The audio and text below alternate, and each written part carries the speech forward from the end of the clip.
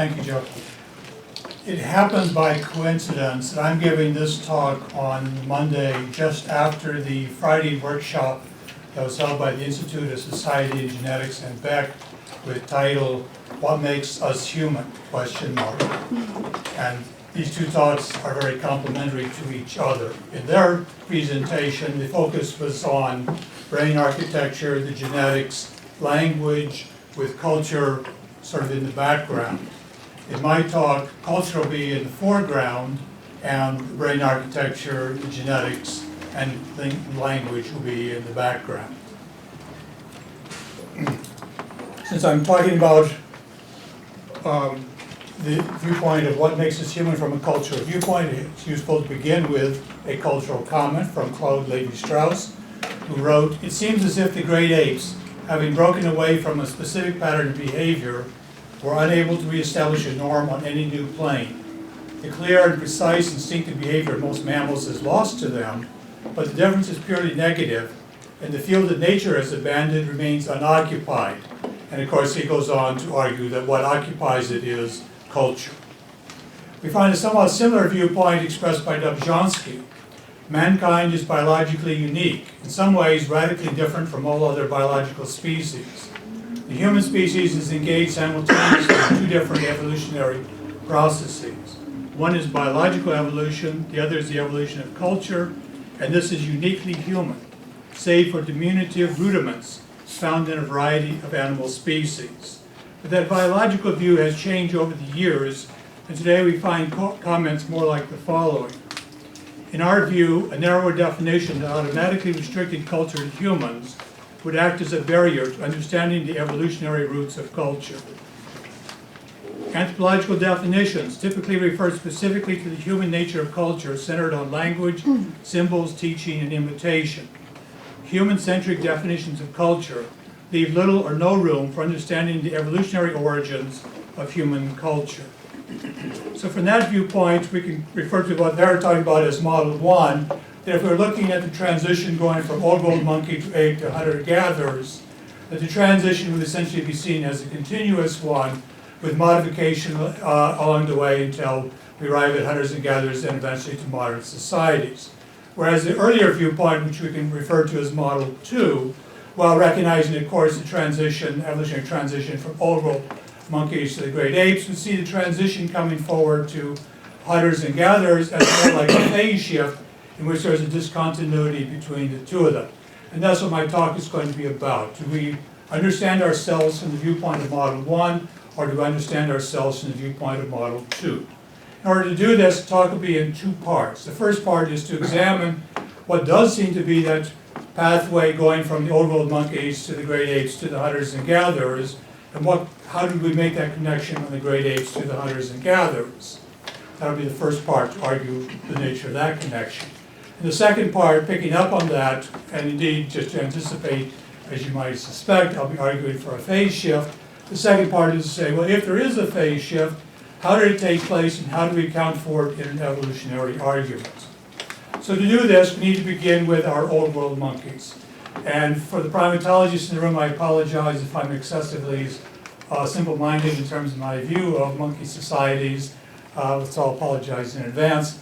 But to give a brief overview for some who may not be perhaps as familiar with it, if we think about old world monkeys, typically an old world monkey species is divided into a series of troops. So in the picture in the upper right, hidden in the trees are the monkeys you can barely see in the trees. If we're looking at a troop, the social organization would be based on face-to-face interaction, involve things such as dominance hierarchies, mutual grooming, and the like. And the relationship between troops, as indicated by Jolly, is that most interaction between primate troops are characterized by competition or avoidance, not cooperation. If we look at more detail of the organization of our old world monkey troop, and we look at the dominance hierarchy consists of a series of matrilines that are in dominance relationship to each other, as indicated in the comment. Social groups of old world monkeys, such as baboons, macaques, and vervets, are composed of matrilines arranged in a stable, linear dominance hierarchy in which all female members of one matriline outrank or outranked by all female members of another. And for stability, during the 10 years, there were no changes in the adult female dominance hierarchy other than those caused by recruitment and mortality. And if we look at within that matriline, the dominance ranking within the matriline, from the viewpoint of a focal female, we would find below her in the ranking her older biological sister. Above her in ranking would be her younger biological sister. Below her would be her older female offspring, but above her older biological sister. Younger female offspring, even closer to her in the ranking. And in general, one could say that the rule for establishing the hierarchy is simply that an offspring enters between the mother and the next lower female, and giving them the ranking system within that particular matriline. Now, within the matriline, grooming plays an extraordinarily important role with respect to the relationships of the individuals within that particular matriline. And for example, in terms of rates of grooming, if one goes back to Darwin, on tables that he had on rhesus monkeys, one finds that grooming in mother-daughter and sister-sister dyads occurs 16 times more often than other dyads. Or with respect to the blue monkeys, juvenile females groomed related adult females 10 times more than males did. That is, the grooming is extensively within the particular matriline with respect to the females in that matriline. And we can characterize the old world monkey social organization roughly as follows: that one has a troop consisting of adults and offspring, in which grooming is taking place extensively between mothers and daughters. The dominance hierarchy relates the females to each other in a stable dominance ranking. The migration, typically in old world monkey species, is males moving out at time of maturity, then moving to another troop for reproductive purposes. And within the troop, it is the daughters who've indicated that are moved into the dominance hierarchy below their mothers, and thus giving us the sort of characterization we have of old world, I'll use old world monkey social organization. So in general, we could say that the old world monkeys organized around genetic information in general, and kin selection playing an important role with respect to the structure and organization. Formed in primary units are troops, and within the troops one has face-to-face interaction and female offspring parenting and grooming relations between troops, boundary maintenance, as we saw with aggression, and emergent organization in terms of dominance hierarchy. And Diffoni and Rendell have commented on the uniform nature of Cercopithecus social organization, to refer to, I think it was our famous Governor Reagan, who made the comment, once you've seen one tree, you've seen them all. That's sort of like once you've seen one primate, old world monkey society, you've seen them all, kind of argument, at least according to Fiore and Rendell. So that's our beginning point. Our ending point of hunters and gatherers. Our hunting and gathering society is divided into a series of residence groups which superficially look like the division into troops, but it's quite different by virtue, first of all, within the residence group, the organization is in terms of families, and the relationship of the residence groups to each other, rather than being aggressive, as it would be in the primate case, is one of cooperation and sharing. And the bottom picture indicates a number of individuals from different residence groups have come together for the sharing of meat in a kill that has been made. And by family, one doesn't mean in this case behavior, family-like behavior, but rather, in addition to the behavior itself, a family-like behavior is that people in every society have something like our concept of a family or extended family, meaning a set of actual individuals they consider to be close relations. They also can trace connections to other relations in some orderly way using a set of shared ideas and symbols.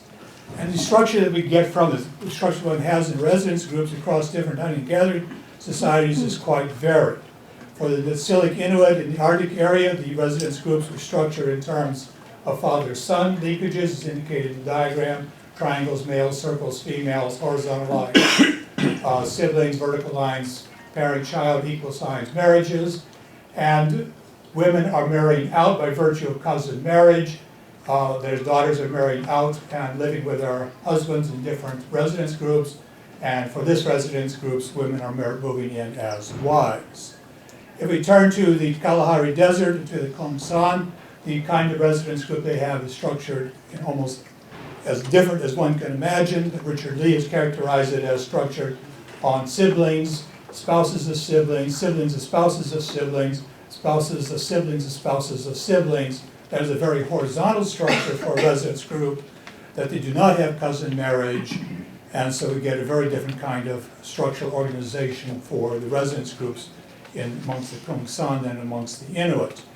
And because the question of kinship, I've referred to it several times, and its importance with respect to hunters and gatherers, we need to look very briefly at what we're talking about by looking at the Kungsan kinship terminology and kin terms and the way in which the kin terms form the structure of ideas and concepts that are used to indicate what are the ways in which people are related to each other. There are a series of kin terms that are similar to what we have with respect to the primary relations of the family, with the exception that they have a term for younger sibling and separate terms for older brother and older sister. Complementing that are then affinal relations in terms of parent relations, spouse relations with respect to the relations that one has within the family. And then something rather unusual, a separate structure of kin terms, a set of 4 kin terms structured horizontally by sibling and spouse relations, vertically by parent and child, that provide the kin terms that are used for other members in your kin world. However, this is not connected to the structure on the left, directly, rather connected through a name-giver, name-receiver relationship. When a child is born, a male child will be named for a male relative, a female child for a female relative, and the name-giver, name-receiver relationship is identified by the term for the male in the upper left, kuna, and for the female she uses the same term, and the receiver has a very close relationship to the giver, and in fact the receiver reckons his or her kinship relations from the viewpoint of the name giver. So a structure that is connected to the other structure by this idea of a name giver and name receiver. And the structure that one has in the kinship terminology is not vertical, that is, one can't go from father and mother to terms like grandfather and grandmother, grandson and granddaughter. They do not have terms like that, but rather the way in which one can sort of move outward from self would be through sibling relations and through spouse relations, giving it the terminology a very horizontal structure, and the same kind of horizontal structure one finds in the residence groups. As the residence group structure seems to be reflecting the structure of their kinship terminology. Another aspect we need to look at with our hunters and gatherers is the sense of a boundary. How do they bound themselves as to who they are as opposed to other people? And typically they identify themselves as the real people.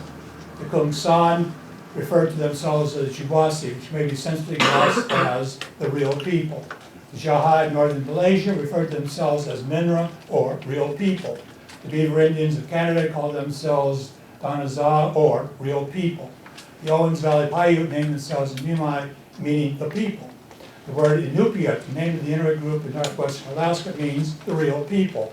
The Kasunda of Nepal refer to themselves as Mahe, the people. So one can see over and over again this self-appellation of we are the people, the real people. What defines who is the real people? Well, we can turn to that by looking at comments that hunters and gatherers make. In Australia, amongst the Kariera group in the western coast of Australia, comment being made, if I'm a blackfella and meet another blackfella, that other must either be my relative or my enemy. And Tonkinson commenting on the Mardu, again of Western Australia, the moral universe of the Mardu is populated solely with relatives.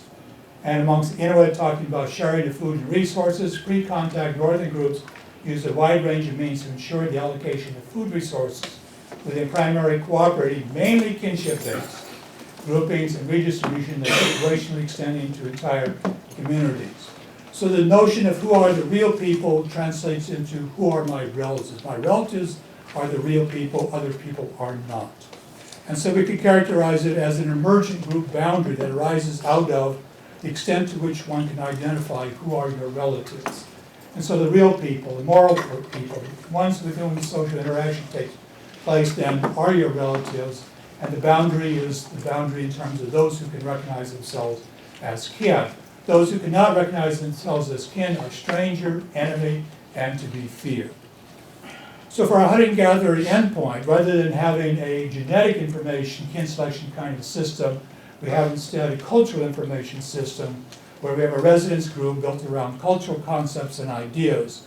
That within the residence group, the ideas of family and marriage, rules for membership between residence groups integrated by kinship relations, and the kinship relations, kinship structure is itself represented by a kinship terminology system, and is a constructed system. And what is emergent in their system is something like the boundary, the social boundary for those who can recognize each other as kin. And Susan Kent, commenting on hunters and gatherers, comments, there's an enormous amount of diversity among forager groups. So our hunting gathering is perhaps as different as one might imagine from our ending point of hunters and gatherers from our beginning point of old world monkeys. So what happens now with the in between, with the great apes? Bongo, solitary individuals, gorilla, single male harems, there's Pan troglodytes that's usually used as a model for an ancestral group to us, similar to what would be ancestral to at least to the chimpanzees. And we asked about Pan troglodytes, that they are formed of asocial females with a solitary form of social organization. Female dispersal from the male community at puberty. Males form small temporary male subgroups, have unstable male dominance hierarchies. Extensive grooming by adult males used to alleviate tensions when a subgroup reforms or males reforms. Highly aggressive and violent community territorial defense by males, including inter-community killings.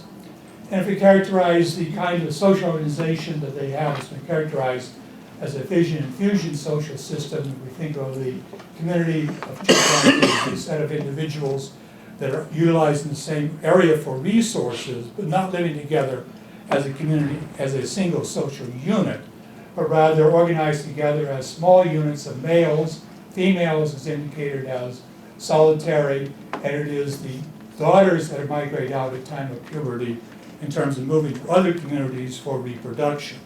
And these units, the social units of males, are not themselves stable, and they will disappear on timescales of hours to days, and reform in terms of other groups of males.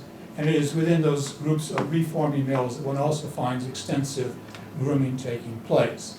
Dominance hierarchy amongst males is unstable, and indicated it's unstable, unlike what one finds in the old world monkeys. So a very different kind of pattern for them than for the old world monkeys. Another aspect of the great apes that we need to consider is the individuality. A number of people have commented on this, going back to your case in 1927, the orangutan, gorilla, and chimpanzee especially resemble man in this individualization of behavior. Our chimpanzees show pronounced individuality. The pattern of chimpanzee behavioral diversity seems to be more like that of humans than of other animals. Behavioral diversity is high in wild chimpanzees, and no population can be considered as a prototype for the whole species. Perhaps the most intriguing finding is the selection for high individuality, since apes are rather self-contained individuals with few strong tie networks. Individuality, a strong characteristic. Individuality has an enormous impact on the social field and the complexity of the social field. And we can illustrate this by looking on one hand at a simple social field, considering a focal individual X, 9 other individuals who all exhibit comparable kinds of behaviors. Think of a herd of sheep, a flock of sheep, or a herd of cows, or a flock of birds, in which there essentially is one kind of behavior that our individual X has to be concerned about, not the number of individuals. And from that individual's viewpoint then, in terms of mental representation and social relation, only needs to take into account one kind of a social relation and can use the same representation regardless of the individual that our focal individual is interacting with. Simple social field.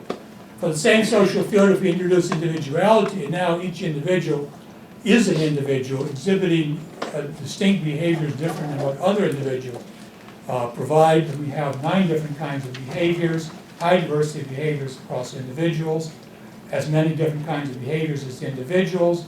And if we now also add in the possibility of dyads, coalitions of 2 individuals acting with respect to a third, the number of possible dyads in a group of 9 would be equal to 36. And so now our X's mental representation for social relations would be the 9 individuals that our individual has to interact with, and also all the possible dyads, so 45 different kinds of social relations that have to be taken into account.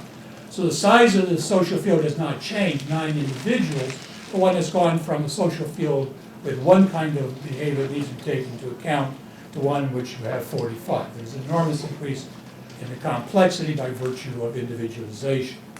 We can characterize this graphically by looking at what happens is you increase the number of behaviorally different individuals at the complexity of the social field at the level of just individuals would increase linearly without dyads, but put adding in dyads as in exponential growth in terms of the social complexity.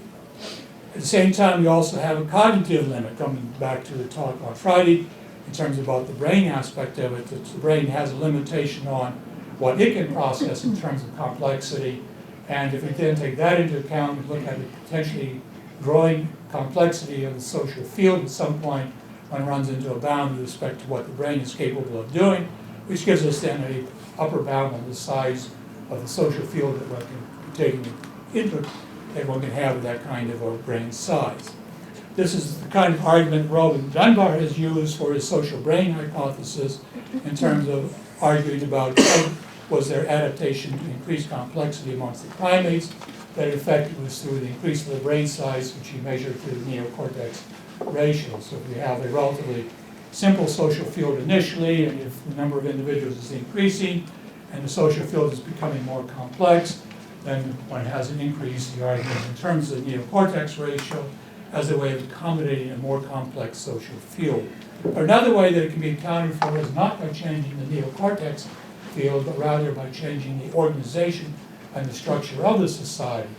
So if we begin with a large number of different individuals, highly complex social field, and start out with just one single social unit, which all individuals are interacting with each other, the social complexity can be reduced by restructuring that single social structure into a series of small social units, and most of the action taking place within the social unit and not between them, which is the kind of pattern we saw with the old world monkeys, where one can then reduce the social complexity drastically, even with the same number of individuals, without changing of the neocortex ratio.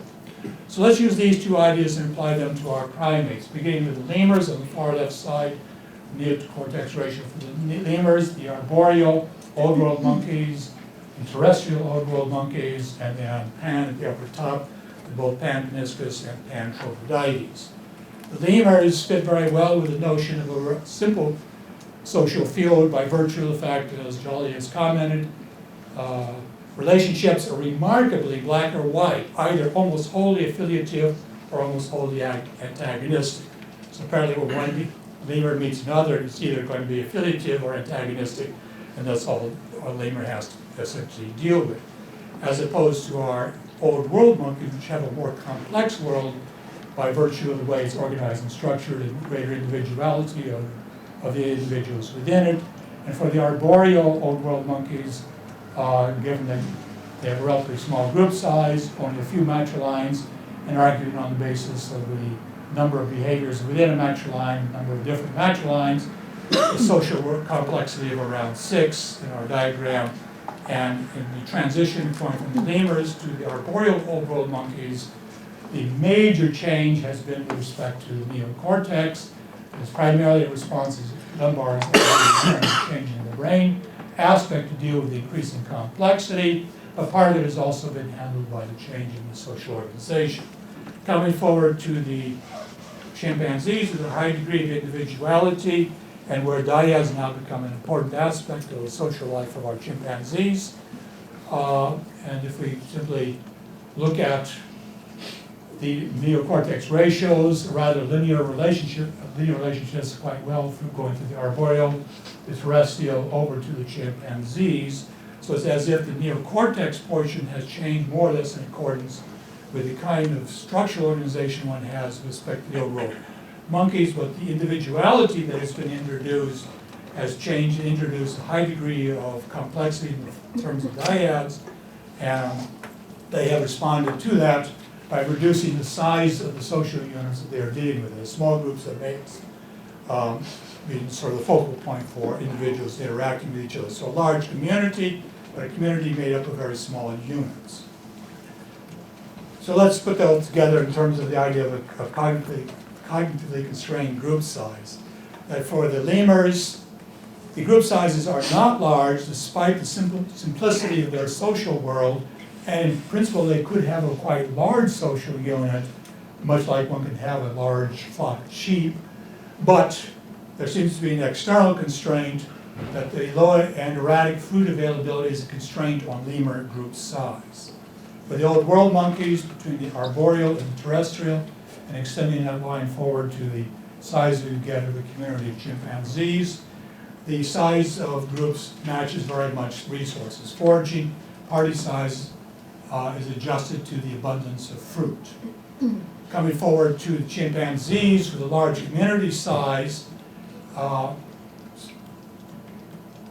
and with potentially a highly complex social world if in fact one has simply a single social unit with a large number of individuals who are acting individually and large numbers of dyads, that if one simply goes up to the projected neocortex ratio based off the overall line and then maps it back to the potential complexity of the chimpanzee world, we can then get a predicted size that we'd expect on the basis of the social unit size that would be needed for chimpanzees to have this kind of a neocortex ratio and be able to deal with a social world in which there are large numbers of dyads they have to deal with as well.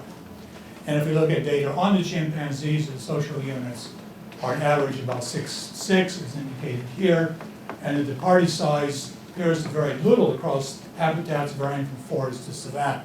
As regardless of the environment, the party size is the same, indicating that the party size is constrained internally and not externally.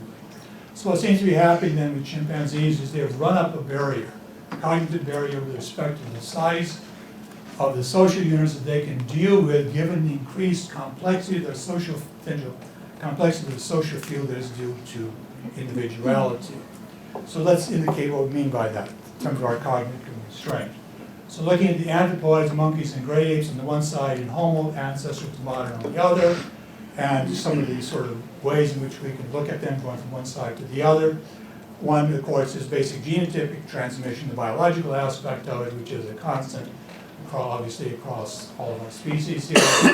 But the trend that we're concerned here is this trend towards increasing individualization, which has led to exponentially increasing group complexity, and that exponentially increasing group complexity that we've seen with the chimpanzees has run into a cognitive constraint that they have not been able to get around. And their way of responding to that cognitive constraint has been to shift back to small social units within the large community in which they are operating. Another aspect that comes into the picture is phenotypic transmission, because with increased individualization, then behaviors are less specified genetically, and the genetic specification is more in terms of capacities rather than specific behaviors. And with the individualization of behaviors, then it becomes of interest to other individuals to begin copying or imitating other individuals with respect to what other individuals are finding out or learning about their environment.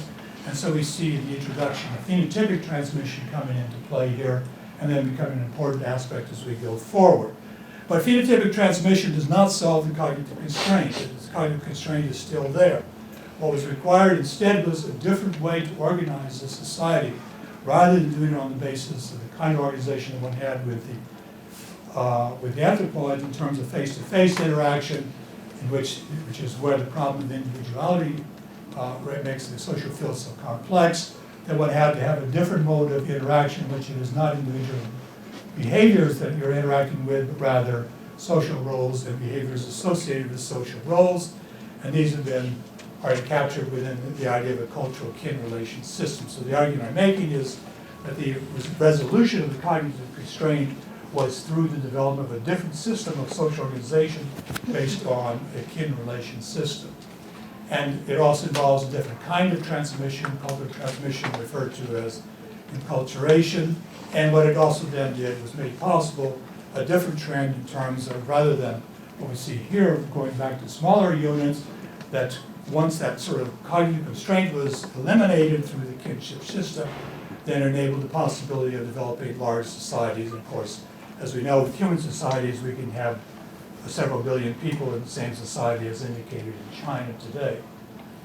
And so we compare our two sides. The left-hand side, social integration, is primarily through face-to-face interaction with emergent forms of social organization. The right-hand side, I'm arguing, is based on a relation-based system of organization and constructive forms of social organization. Okay, so that's the first half. Second half now is to say, well, if this is going to be the case, how do we do it? How do we evolutionarily get into this kind of a system? As we saw by the earlier quotes, biologists today are skeptical of the idea that somehow you can get into a cultural system other than by starting already at the biological level with the cultural system. And we'll obviously be giving here a different argument. In order to have a system of kinship relations, there are 4 prerequisites that are necessary. One is a concept of self, that is awareness of one's own existence, and the chimpanzees have a concept of self, theory of mind. Project onto others that they have the same mental states as oneself. Chimpanzees may have a theory of mind. And a relation concept, categorized on the basis of patterned behavior between pairs of individuals rather than categorizing on the basis of individual traits. And I'll indicate in just a moment that macaques apparently have the concept of a mother relation. And fourth, the idea of a reciprocal relation concept, that if I recognize somebody as mother, that she is mother to me, then reciprocally I can be mother, not me, as a male, can be mother to somebody else. And so there's both mother relation and a daughter relation from my viewpoint. So those 4 things are going to be necessary for any system of kinship concept. This one we know is already placed in chimpanzees. This one is in place with macaques. This is probably in place with the chimpanzees. Maybe this one has to come in later with further cognitive development. At least we don't know if something like this is true of any of the other non-human primates. For the macaques, the macaque monkeys were rewarded for picking the right picture of a monkey face, given a cue of the face of another monkey that was systematically related to the rewarded picture. The particular relationship was in different experiments, mother-daughter or sibling. Monkeys were able to learn this task, showing they appreciate the closeness of connection amongst these pairs of individuals. We'll accept the idea that the idea of a relation, at least a mother relation, is already in place. Now, one of the things about a relation is that not just one has a relation, but the possibility that you can make new relations from an existing relation through the idea of a relation of a relation. I mean, illustrated by the following. See our individual girl down here, who's the daughter of the woman in green, recognizing that this is one's mother, a mother relation between the 2 of them. By theory of mind, you project to the mother the idea that, well, the mother also must have the notion of a mother relation as well. And so from the viewpoint of our individual down here, she knows that this woman has a mother relation to her, and she imagines that she also must have the idea of a mother relation. At some point in our cognitive development, we reach the ability where we can actually put those 2 together as the idea of a product of the 2 relation, and thereby establish a new relation between a girl in purple at the bottom and a girl in orange at the top. Now the key thing here is that the new relation is not by virtue of behavior. That she's not categorizing grandmother behavior. She's categorizing that a relation of a relation is a relation, and so I have this relation by virtue of I recognize this, I imagine this, and the product of these 2 says I have a relation to here.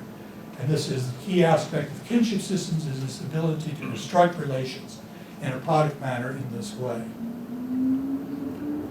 The second piece having to do with the reciprocal relation aspects, so our woman in the green, cognizing a mother relationship upward and a daughter relationship downward.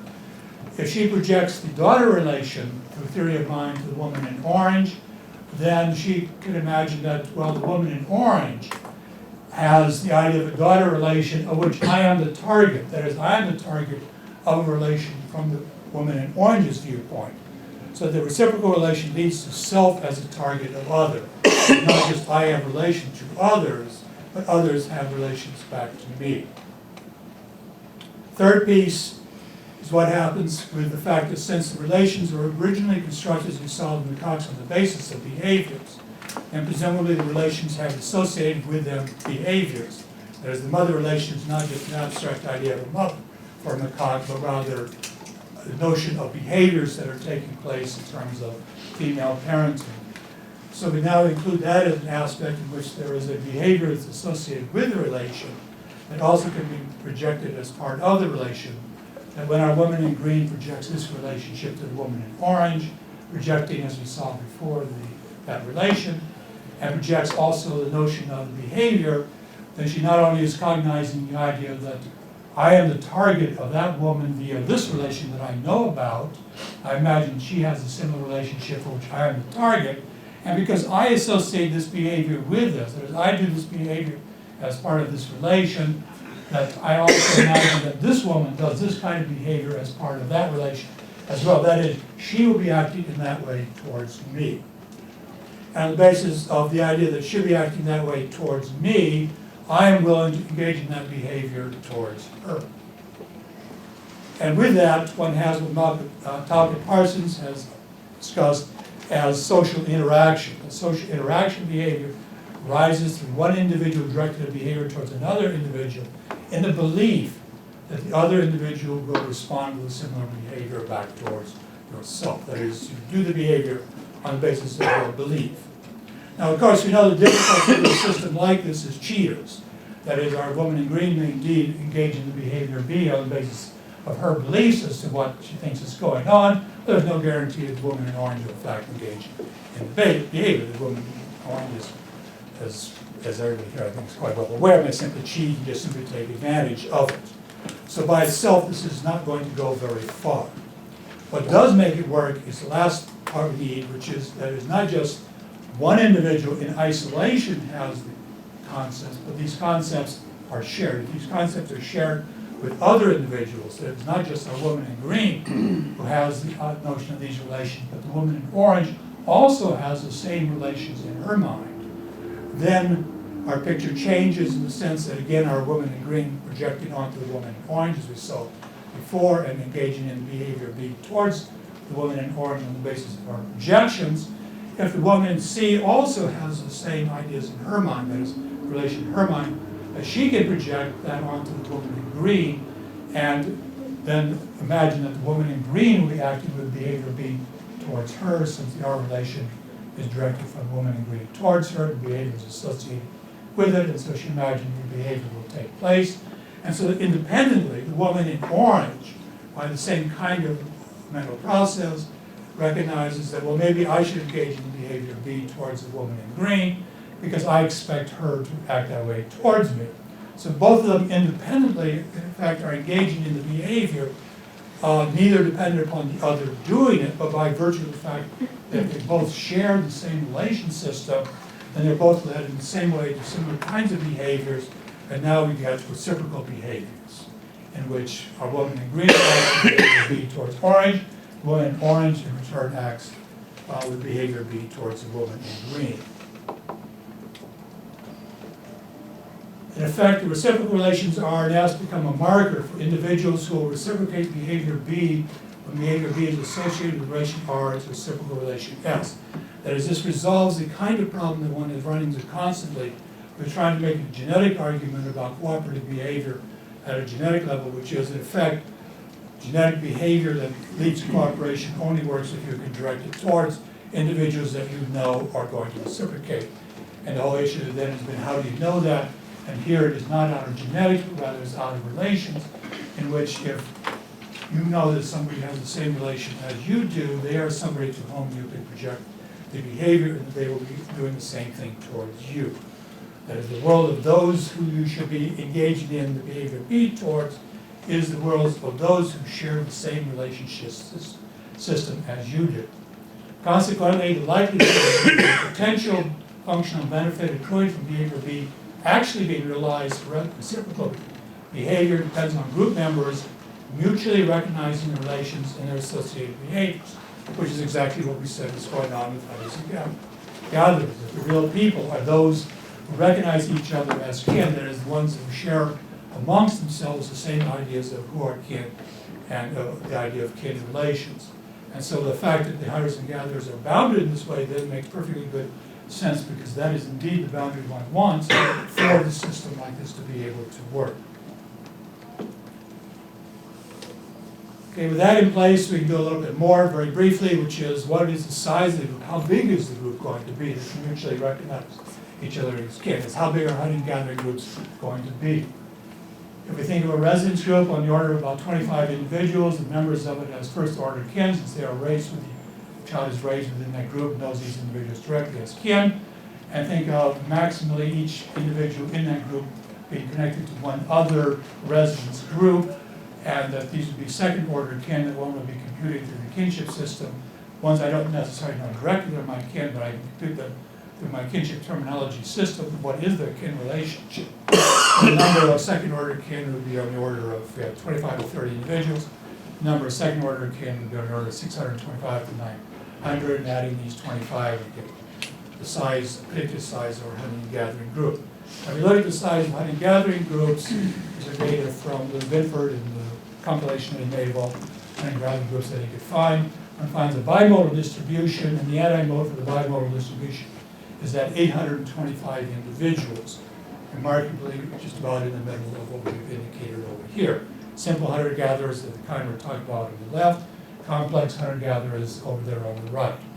So that the size of hunting-gathering groups, the numbers of people that notice simple hunting-gathering groups on the order of around 800 or 900 individuals seems to be precisely the size that one can maintain with a system of mutual kin.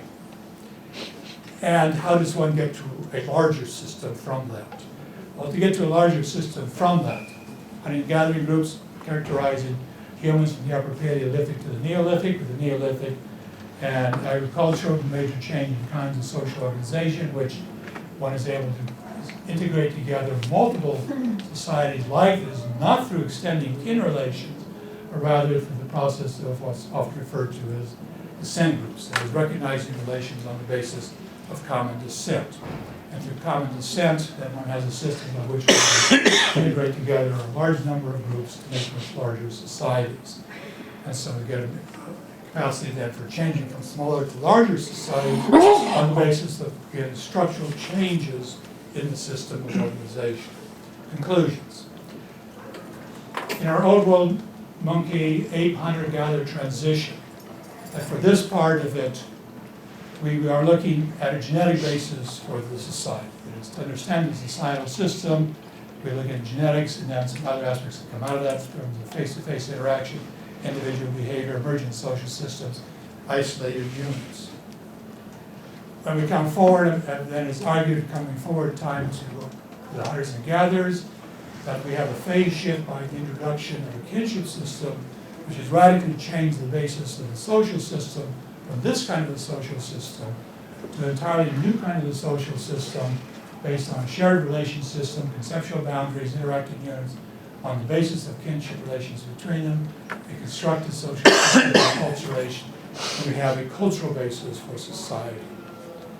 Non-human primate social organization can be modeled as emerging from a biological substrate involving biological kin selection and a behavioral substrate involving social learning expressed through intensive face-to-face interaction amongst individuals in a group. For our hunters and gatherers, during the evolutionary origin of our species, social organization changed qualitatively to a relational system constructed around the culture-specific symbolic system of kinship relations expressed through a kinship terminology. Kinship terminologies are not emergent or constructed before anthropology is product of relations. And what I've done is argue that indeed that we can have this kind of a phase shift as part of an evolutionary process, contrary to the arguments that many of the biological areas that have been making in the short earlier quotes. And finally, evolution in human society social organization is not based on evolution expressed through changes in the frequency distribution of individual traits over a population, but by structural changes in the system of social organization. And that's it.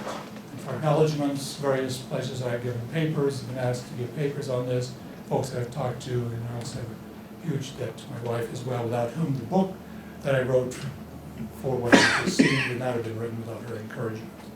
Thank you.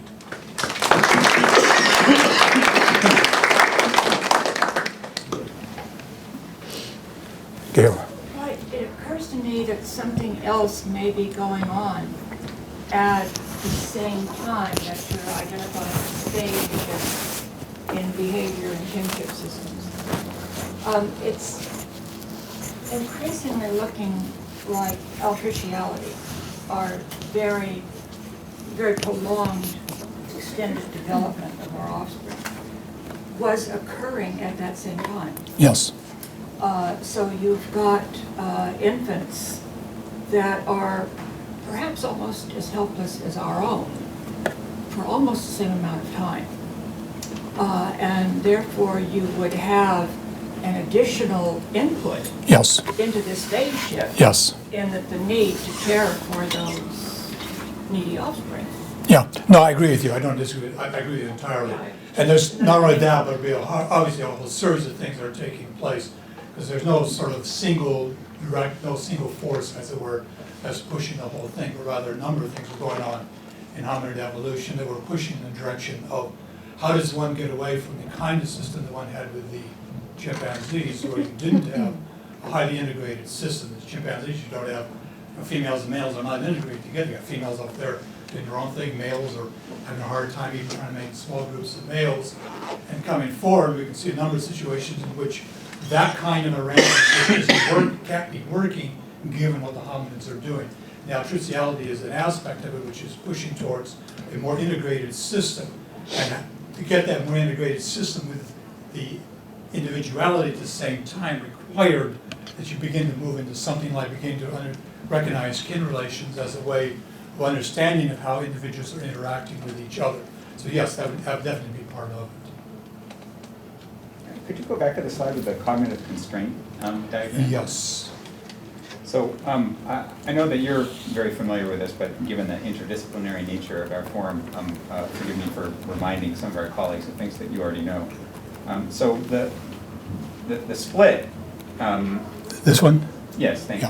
Yeah, the split between British social anthropology and American cultural anthropology that occurred beginning in the 1950s and 1960s boiled down to a disagreement about how strongly social structure shapes behavior and interaction between individuals. But the British social anthropologists believing that abstract systems of social organization were highly determinative of behavior, and the American cultural anthropologists believing that the individual beliefs and values were a stronger determinant of social behavior and social structure. Right? I wouldn't say that that debate is entirely resolved at present, but I think a strong case can be made that the British social anthropologists lost the argument, that the majority of the data support the idea that social structure is the background and not the determinative framework for social behavior. So your position, which is basically a social structure, a determinative argument, I think actually creates a problem rather than solves a problem. So in this room we have maybe 4 or 5 different social structural categories that are principal to the university, right? So we have faculty, we have graduate students, we have undergraduates, we have members of the public, and they're probably all represented in this room right now. The British social structure position would hold that those relationships are the principal determinative factor in interactions, right? Is that what are the structural positions in the social organization? And in fact, I think that only holds true in ephemeral interactions. So yes, when you go to the grocery store, what matters is that the clerk is the clerk and you're the customer. It's an ephemeral interaction. But when you interact with people for any length of time, then the individual features come to be at least as important, if not much more important, than the social structure of worlds. So rather than actually solving the problem, the introduction of social structure creates another problem, which is now you have individualization plus social structure. Right? So now I have to say, well, how do I interact with you as a esteemed faculty colleague and as Dwight? Okay, and that is a much more complicated interaction than if all I had before was I just interact with you as Dwight. Okay, because there's no overlay of social complexity. So I don't actually think that a strongly structural determinative position is tenable, since I think that the interactions are individual in nature. And I think it actually complicates the situation rather than simplifying. Additionally, once we recognize that, I think that there's some sleight of hand going on when you say that people like Kevin Leyland or Mike Tomasello are arguing for cultural continuity, and you're saying, no, that's inconsistent with the phase shift, because their meaning of culture is more consistent with the American cultural anthropologists' meaning of culture. And your meaning of culture is more consistent with the British social anthropologists. So when they're talking about culture, they're talking about things like local traditions within a community of capuchins or a community of dolphins, right? They aren't talking about social roles, and it's clear that there is, the empirical evidence is voluminous, that there is a continuum with regard to the social transmission of information about styles of artifact creation and use, about styles of social coordination, and so on. And those things are not ecologically determined. They're variable within a population of animals and very local in nature. They effloresce and then disappear as a function of the number of actors involved and so on. Right? That's a totally different kind of culture than to say there's a social structure that is defined in terms of kinship roles. So saying they're wrong and I'm right is only true if you're arguing about the same thing, and you're not arguing about the same thing at all. Let me see if I can pick up on this. In the British social anthropologists, one of the difficulties they had was assuming the social structure was, in a sense, the highest you could get in terms of abstraction. There really was nothing sort of beyond that. We look at the notion, what is the social structure, that presumably accounted for everything. We had no way of accounting for the social structure itself. So it fell apart for that reason. They didn't have a way of accounting for that. This is not the reason it fell apart is because people don't just behave in accord exclusively with the roles. Conceptually it fell apart by virtue of the fact that had no way of accounting for the social structure. Then in addition of assuming that what actually accords to the social structure alone, obviously, that doesn't make any sense. It's not the case at all. As you indicated, at the level of individuals, we're moving between all the way from sort of, I would frame it as sort of out of our biological heritage, in which one would best understand what we're doing by reference to our biological heritage, to all the way to behaviors that we would best understand them by virtue of looking at the kinship, say for something like the cultural system as a way of saying why do people act in a particular way. And that we're moving, what we have is that capacity to move in and out. We're not locked into any one particular way of interacting with other individuals, but we're able to sort of move in and out of these various different levels, which comes into the question, like, how does the brain do this kind of a thing? It'd be an interesting question at a neurological level to understand what is going on that allows us to make these kinds of transitions in terms of how we're doing the interaction, and that we understand what these different levels are and when, or we work out when we should change from one to the other. Is we have to work these out individually. You say, like, well, I go to the grocery store, and the person there as he's the clerk and I'm the customer, and I take on the role of being a customer and he takes on the role of being a clerk, and we act in the appropriate manners for that. But at some point, if I go many times, I may begin to shift that and signal to him that I want to shift it out of that into a different way. So we have ways of doing that linguistically and marking that we are shifting to a different way of doing it. So that's not a problem, except in terms of understanding what is our capacity of doing that. And it had to be there because part of what I'm arguing is that we didn't lose what we had already in this kind of addition of the cultural level. Because we're not replacing what was already there, but rather we're adding on top of that a layer that allows us to both have our cake and eat it at the same time, as it were. That is, we maintain our individuality, but we're able to constrain that individuality when it's necessary in situations where if we were acting individually, it would not be effective in terms of social interaction. So it isn't that we lose it, but rather we have this ability of knowing when can I act individually, when is it that I take on a role, when is it appropriate to act in terms of a role. And particularly in situations in which I'm trying to convey to somebody else who may not know me individually, have them understand what I'm doing and why I'm doing it, so they can make sense out of what I'm doing. That is, we do it at the level of a role, because that's what we have common understanding of the meaning. With respect to the last point, I'm sorry, I got lost on that. So when Leyland and Tomasello right. They're using a notion of culture, that culture is simply behavior, which just doesn't work. Very explicitly, Leyland comments and gives a definition of culture, is that culture is behavior as it is affected by knowledge that one has, and then shifts when looking at it to behavior. That is, culture is behavior, rather than understanding that something like the kinship system does not drive out of behavior. They want to see culture as coming out of the epiphenomenon of behavior, but something like the kinship system is not. It's not an epiphenomenon of behavior. One cannot get into it through the behavior level. I don't think you're accurately characterizing the position. So certainly Tomasello's position is very clear. No, I'm not talking about Tomasello, I'm talking about Leyland. Tomasello was talking, I would agree more with Tomasello. But Leyland is much more taking very explicitly in an article he just wrote this year, is very explicitly talking about defines culture as behavior. Explicitly defines it that way. He doesn't mince any words. I don't want to monopolize the point, so. So I would say that we have a difference there in terms of what we mean by culture. That means something very different than what they do if they're talking about behavior. And that's where a lot of this question of to what extent are we picking up on culture in other animals comes out of. If you're saying that culture is behavior that is learned from other individuals, and of course other animals have behavior. If you're saying culture is what I'm thinking of it as in terms of these things like the kin relation system, then of course it is not something that other animals have. And we don't find the sort of the precursors, we find some of the precursors of it as we find macaques engaging in the relation aspect, because they're able to conceptualize a relation. And we wouldn't have the kinship system without the relation. So it's not that there isn't any connection to the primate level.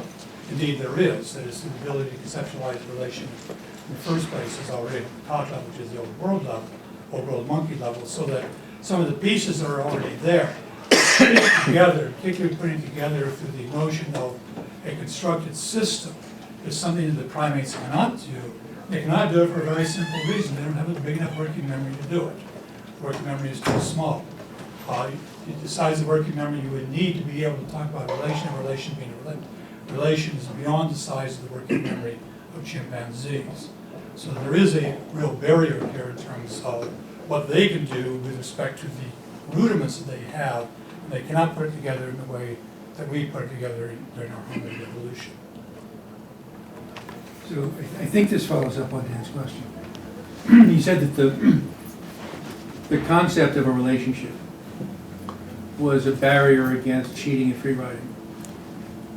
That is, no, I said that by virtue of having, not as that by virtue of having a shared system of relations, Right. where individuals are independently going to arrive at a similar notion of behavior. I will engage in the behavior. At the same time, the other person also engages in behavior. They'll end up reinforcing each other by virtue of the fact that my doing it was reinforced.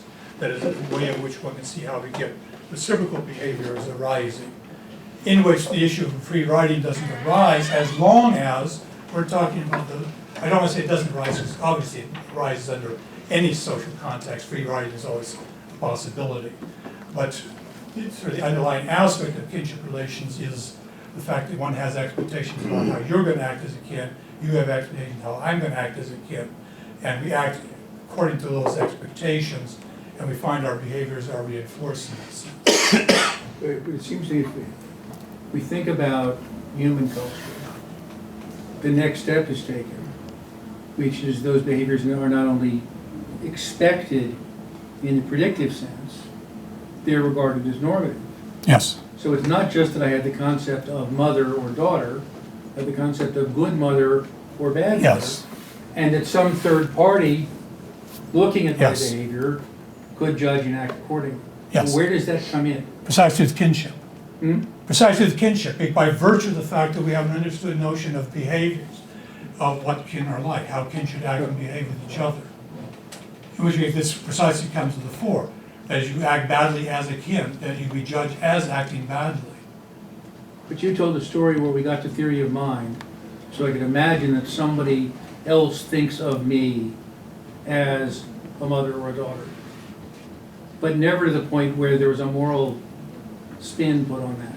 That seems to be one more step that wasn't in the model as you described it. Well, going back to the macaques, that is, if one's saying that the mother relation is being built out of pattern behavior, that I would see that that at least for the macaques, the behavior and the relation can't be separated. That is, the behavior is associated with, as mothering behavior is associated with the relation. So in that sense, it's sort of over there, and that's what's being built on, is at that level, that is the initial formulation of the relation, and behaviors that are part of that formulation would be part of what's been associated with the behavior. Not that one has, in the abstract, let's come up with a relation, now let's see what kind of behaviors we want to stick onto that relation, or rather the initial relations in the first place have behaviors associated with them by virtue of how they came about in the first place. Is that? Well, if we think about the relationship faculty-student, there's a set of mutual expectations, but there's also a set of judgments that are put on that by third parties that are importantly motivated. That's a step that I didn't hear in your account. No, I didn't get, but that's where you already have an existing system in place. That is, where the system is in place. We have a system, a role system of faculty, students, and associated with it as part of that system.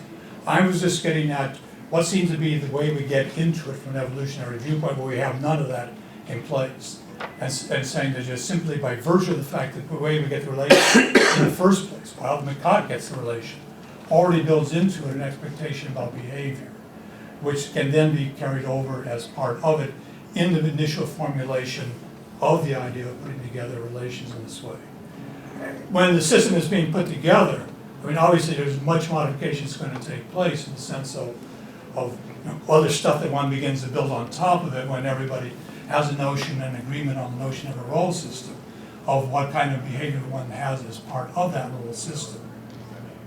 And indeed, one can be pulling in all kinds of things that have nothing to do with how you got into it in the first place. Person from the general public here. Just a couple of questions. First, I didn't exactly understand why you used the word phase shift, since that's a term that applies to oscillatory systems. I mean, I think I understand that you're claiming there's some sort of big shift or quote qualitative shift, but why do you use the term phase shift? I'm using it metaphorically, Okay, and not technically. Okay. And just another sort of an observation, I'm not familiar with this body of work, but I'm aware of the fact that fairly recently, I think it's in Kyoto, there was a study showing that some sort of monkey, forgive me, shows vastly better working memory capacities than humans do. That study is extremely faulty. Ah. I mean, if you want to talk about it, we can go to the literature on it, but no, it's with chimpanzees, and it's a real mix-up between Okay.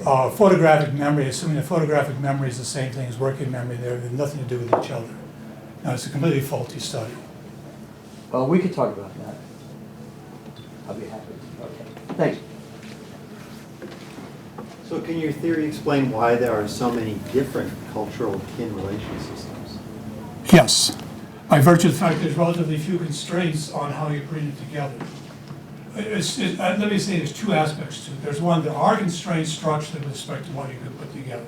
You can't just put together any kind of a kin system whatsoever. That is, you can't just simply say, well, I want to call these folks this, I want to call those folks that, I want to call these folks this, for whatever reason, imagine as a kinship system. Or there are structural constraints, but there are a number of degrees of freedom in them. One, for example, is just simply, if you want to get into just a little bit, has to do with the question of how do we think about a sibling? Do we conceptualize a sibling in the sense of, as we do, that as a child of my parent is my sibling? There are many other cultures that think of sibling as fundamental as, or even more fundamental than a parent relationship.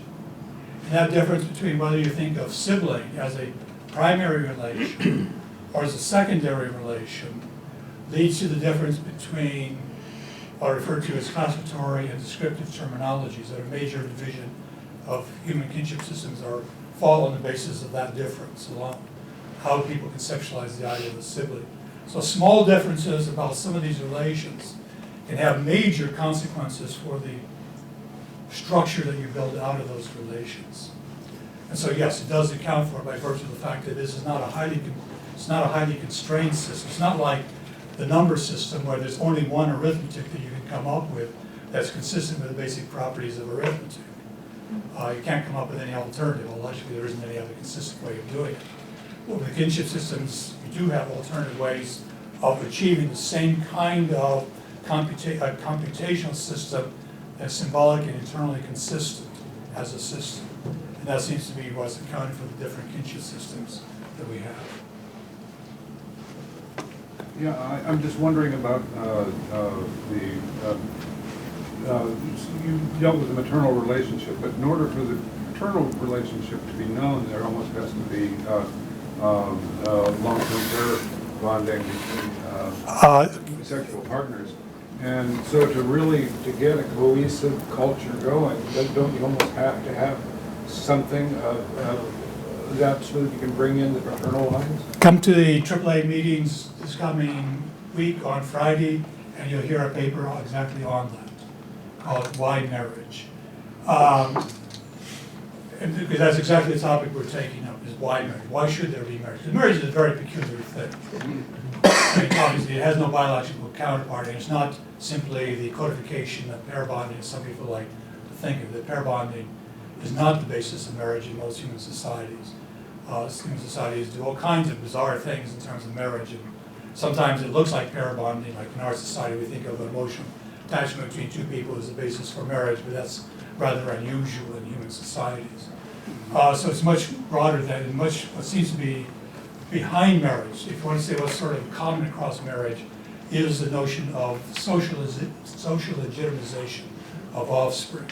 That the offspring of a woman will be recognized as legitimately social members of the society.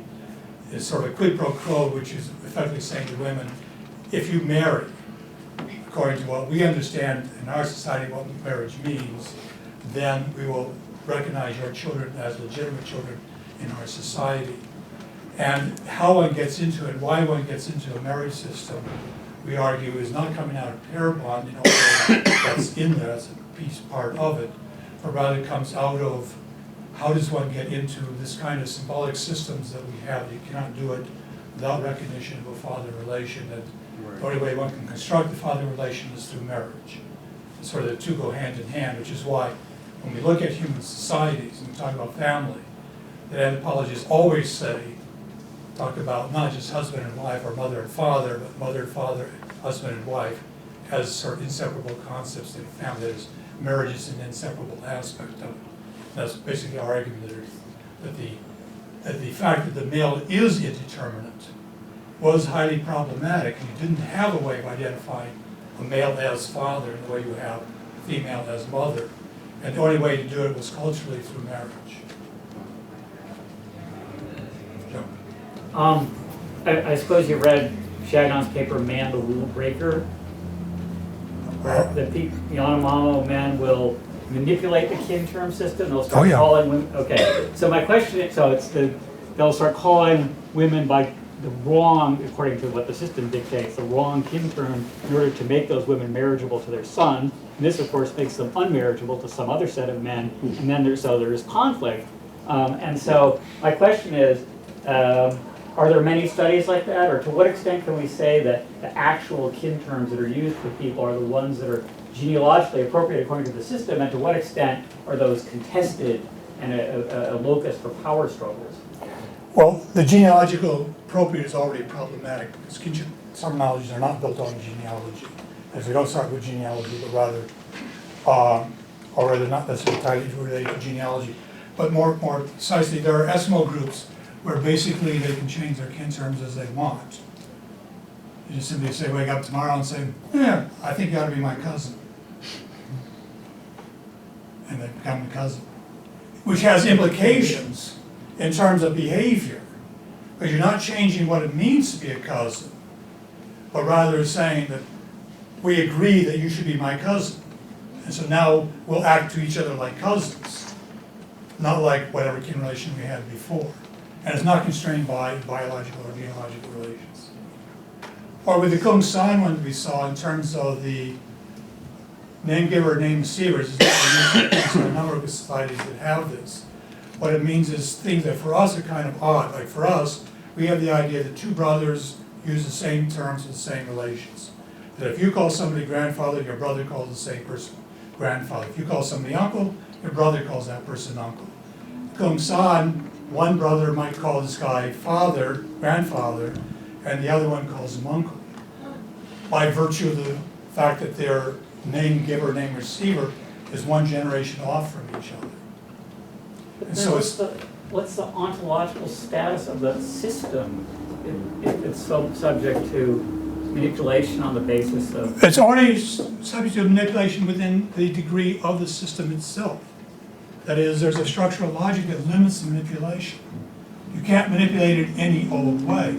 Because, I might individually want to do that. I might want to call, somebody whatever kind of a thing. But I can do it. individually. But the reason for doing it is I get other people to agree with me about it. If they don't agree with me about doing it, I don't get anything out of it. That's the whole notion of the question of being shared is just that aspect is I don't get anything individually. I don't get anything individually out of having a kinship terminology that only I know about. It gives me no benefit whatsoever. It's only if we all share it. And we are sharing a system in which we all can recognize what is the logic of it, what can be done that is consistent with it, and what is not. So if I make some outrageous claim, other people will say, it's a bunch of nonsense. You can claim as you want, but we don't agree with you. Thanks.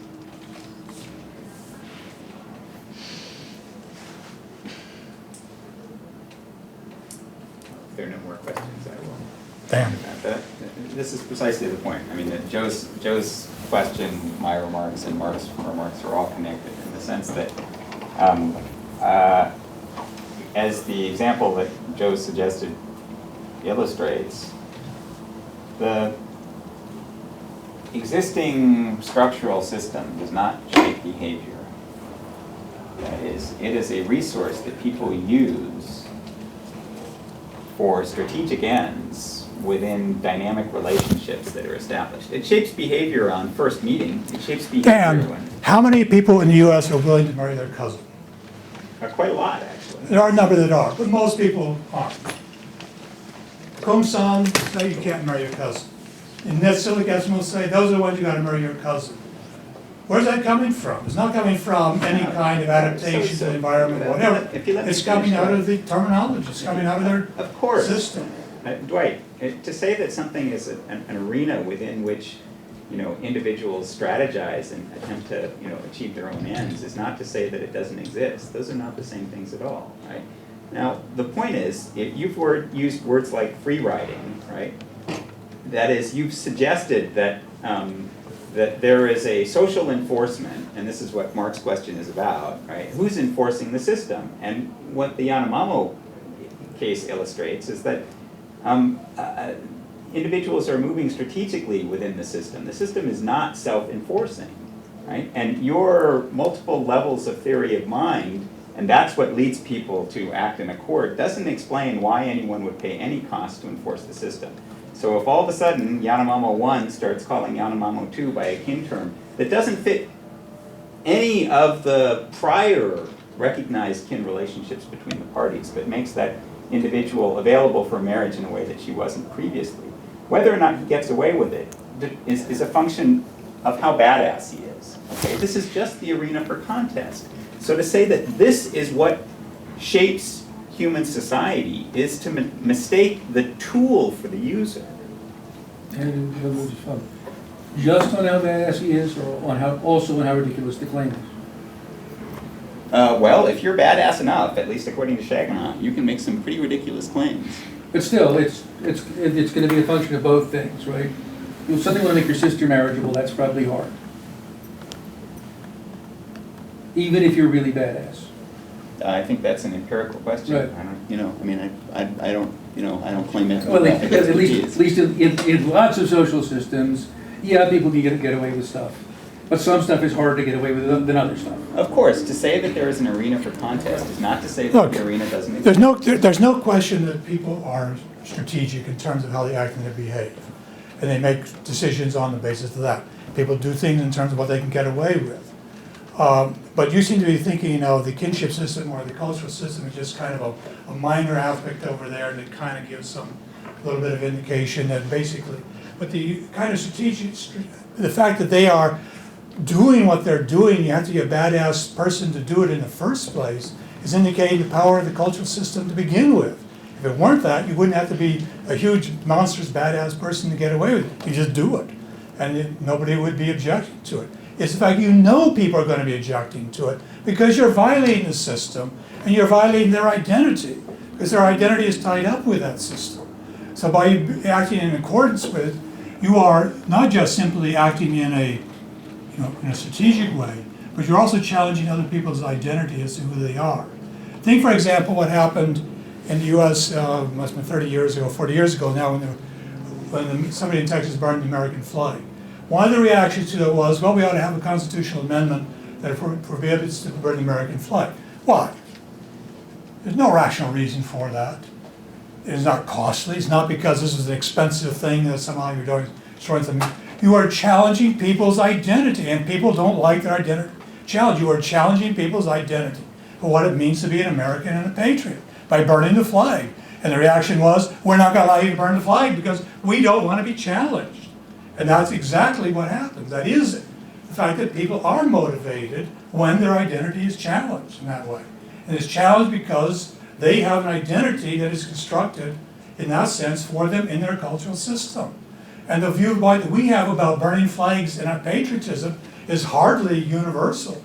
That in other countries, you burn the flag and nobody give a damn whether you burned it or not. Here people get all bent out of shape. Have a constitutional amendment because you burned the flag. You have made an outstanding and compelling argument in favor of the American cultural anthropology position and against the British social anthropology.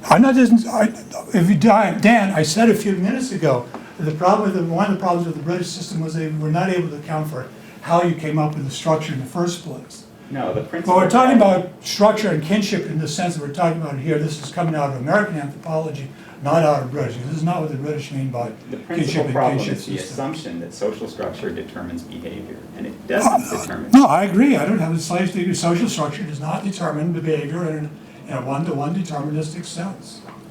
And just because you have taken on, have a certain role, our professor doesn't say you always act as a professor is supposed to act. Professors act badly sometimes. It is not deterministic in that sense. There's no disagreement with us on this. I'm not a British social anthropologist. And I'm not arguing the British social anthropology position. Let's return to the acting badly question, because you really haven't addressed Mark's objection, which is who enforces the system if the system is what is the Folks themselves motivation? enforce the system. Because What's their incentive to do so? I already told you what the incentive is, because it is in their interest by virtue of their identity is tied up with the system. Who's enforcing the reaction to burning the flag? It wasn't that it was illegal. It wasn't that there was a law against it, or rather it was folks saying, we don't want people to burn flags, so we'll make a constitutional amendment saying you can't burn a flag. They were enforcing their own system. So if a grandmother is not sufficiently grandmotherly towards her granddaughter, and I as a third-party observer witness this, that threatens my identity, and that explains why I feel moral outrage at her violations. Is that your argument? I'm not saying all persons who observe it. We know perfectly well that people can view all kinds of behaviors and not respond to it. System here. But it's talking in terms of kinship system, it would be, some people would have that reaction, which is that, react and say, you are not being a good grandmother. I agree, but it's not because it threatens their identity. Well, some people feel threatened for that reason. Well, Well, it might discourage the reciprocal stuff. I mean, these relationships aren't give on one side, take on the other. They have a tendency to flip around as time goes on. So a parent is, putting much more effort into a child than the child is investing in the parent. But then later on in life, that may be reversed. and it is. So that relationship is part of your retirement. Yeah, I'm not making the claim that all instances of people responding to against X, Y, and Z are only motivated by one single thing. Rather, I was trying to give you an indication that where some of the motivation comes from. And there are in cases where people see their identity being threatened, they are indeed motivated to respond against it. Now, there are other situations in which people may respond for different reasons. It might not be the question of identity per se, but might be some other aspects that they think that Joe doing X is not acceptable, and the reason that that's not because of their identity, but for other reasons. It's not a simple one source fits everything. More precisely, empirically, are there non-human cases where we observe rule violations leading to disapproval by third parties? Non-human cases, I'm not familiar with the literature on it. I wouldn't be surprised if it happened. Just going back to the other point, Defensive Marriage Act is a good case that makes your point. for Dan. I mean, the argument is that heterosexual marriage was threatened and somehow degraded, and the whole society was at risk of, falling apart. Yeah. By allowing gay marriage. And there's Yeah. quite a lot of evidence that this is a confabulation. That in fact, that's the Supreme Court essentially holds that this is just a factually untenable position. It's just an argument that comes from prejudice. And that tells you that people are not vested in the kinship system because how other people behave in that kinship system is a fundamental part of who they themselves as third-party observers are. They have reasons for enforcing moral rules. And you're absolutely correct that that is a disjunction between humans and non-human primates. But it doesn't boil down to kinship. It boils down to what it is to share information that includes value. And that has nothing to do with kinship at all. Can I make a point? I think we're getting totally off the point of your talk. You're trying to argue that in the evolution of Homo sapiens from the 3 steps, that culture was a phase shift. It doesn't have to be oscillatory. A phase shift is just any major change from one regime to another. It could be from linear to disequilibrium.